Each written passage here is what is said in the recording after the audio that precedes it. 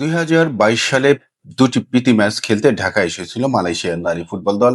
কমলাপুরের প্রথম ম্যাচে বাংলাদেশ গুনে গুনে ৬ গোল দিয়েছিল অতিথি দলের জালে। দ্বিতীয় ম্যাচটি গোলশূন্য ড্র হয়েছিল। বড় হারের পর জিততে না পারা ৩ বছর আগের সেই প্রতিশোধই নিল যেন মালয়েশিয়া মেয়েরা। বুধবার ঢাকা জাতীয় স্টেডিয়ামে ৩ জাতির আন্তর্জাতিক সিরিজের প্রথম ম্যাচে মালয়েশিয়া ১-০ গোলে হারিয়ে দিয়েছে বাংলাদেশকে। কোচ পিটার বাটলারের হাইলাইন ডিফেন্স ভেদ করে মালয়েশিয়া ১৮ মিনিটে গোল করে নিয়েছিল। বাকি সময় গোল ধরে রেখে সিরিজ এর দারুণ সূচনা করলো মালয়েশিয়ার মেয়েরা। ২৮ মিনিটে মালয়েশিয়া আসিয়া বিনতে গোল করেন।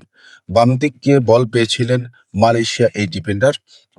পোস্ট ছেড়ে বেরিয়ে এসেছিলেন বাংলাদেশের গোলরক্ষক রূপমা চাকপা।